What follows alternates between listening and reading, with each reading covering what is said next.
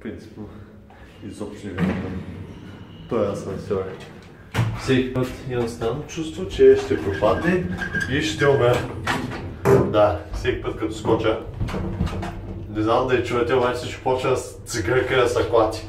Както и да е, аз отивам си лесникато и отиваме на зала. Влоговете в залата. Само че не мога да мога, защото ще е копиратната музика.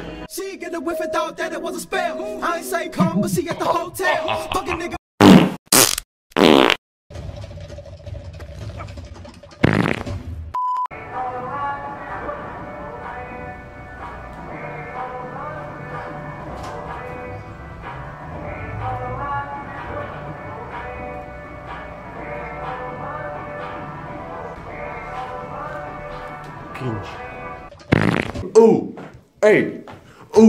Отваряме косово мляко! Бъде му, бе! Не. Там съм аз. First impression, как е? Не ми харесва, ма не казвай на мама. Я да пробвам това мляко! Това мляко 5 лева. 5 лева мляко, брат.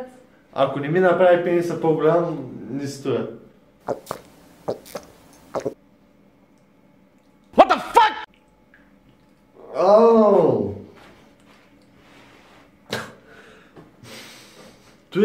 Той е за хора, които обичат да пият прасно мляко с захар. Аз обичам. Да, ние свършихме зала! И сега сме пас. И уверен, че още не сте ни изгонили, защото къщим като идиоти!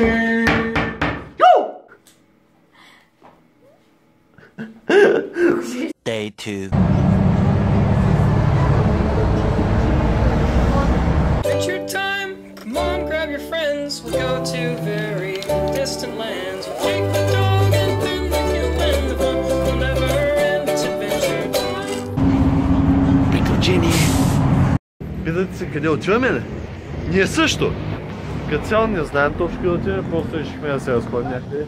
Ние сме деца на мъничкия град и ние не познаваме околствата на големия полис. Решихме да се възползваме и да. Не знам какво ще видим, не знам къде ще ходим. Но да.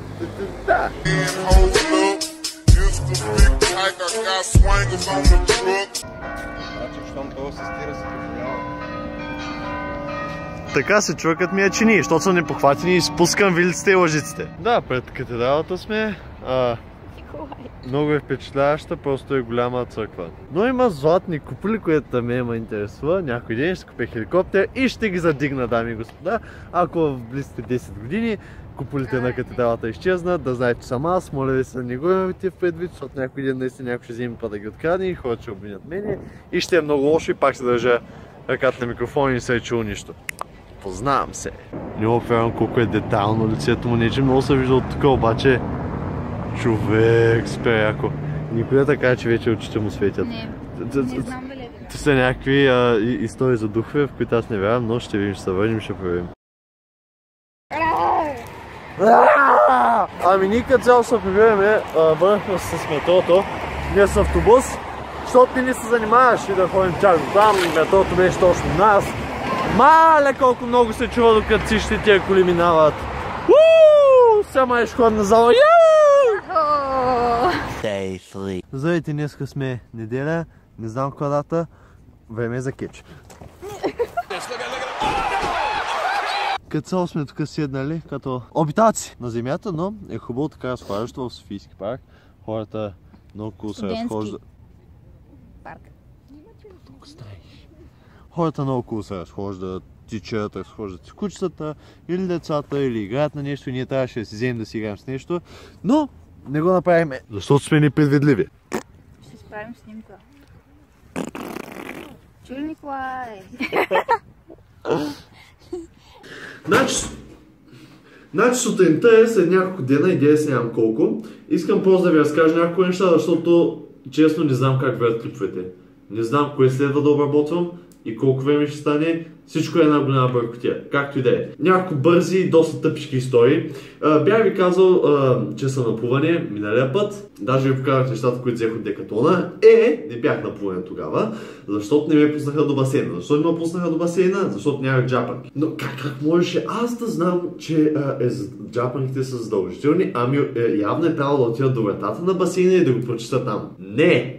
Никой не би го направил. Друго така много интересно нещо, което се случи, е, че бях в Фантастико и исках да си взема картофи. И казах на жената от витрината 200 грама от тези картофи. Тя взе това нещо, напълни една кутия, сложи на везната и беше 350 грама. И ме пита много ли? Аз си казах да, защото между 350 и 200 грама има почти 2 пъти разлика. И тя с най-голямата си наглост си пое дълбоко въздух, изпуска по най-мазния начин, разочарована от това, че аз се карам да махне 150 грама от това, което искам, защото не е нормално да слагаш 2 пъти повече в кутията и да ме питаш много ли е. Друго интересно, случи се Конор Макгрегор срещу Хабиб. Пълна простотия. Принципно бях за Конор, но бях почти убеден, че Хабиб ще спечели. Така и стана. По-станаха големи прости, ето малка част от това. Тук виждате как Хабиб прескача оградата като ловка маймуна и се нахвърля върху екипа на Конор да ги мели. След това двама от екипа на Хабиб влизат в ринга, пък да бият Конор и като цяло стана едно голямо и доста гневно меле. Но това пък беше най-интересната част от целия епизод, така че браво. Миналата седмица в един ден Lil Pump и Tekaashi пуснаха песен. Това беше като Коледа за мен. Tekaashi даже направи нов viral dance.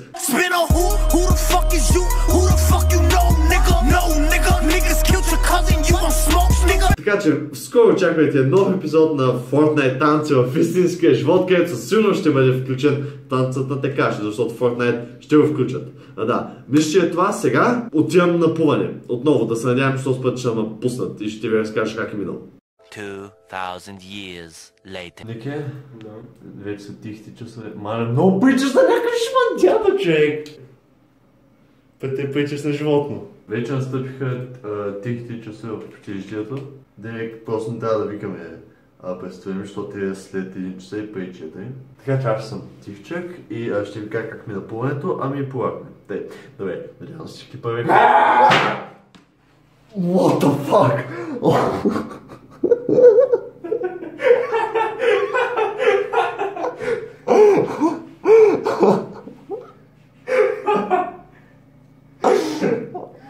Ти има стрес с спя много честно. Да, добре, виж не очаквам край път, но няма се да ви харесва. Последете, абонирайте се, харесвайте, коментирайте, последете ми в Instagram. Да, и ще се видим много скоро. Чао! Bitch, are you dumb, dum dum dum dum dum dum stupid? Bitch, I'm the cannon with this drum. Pull over, send me Lola pump, pump, pump.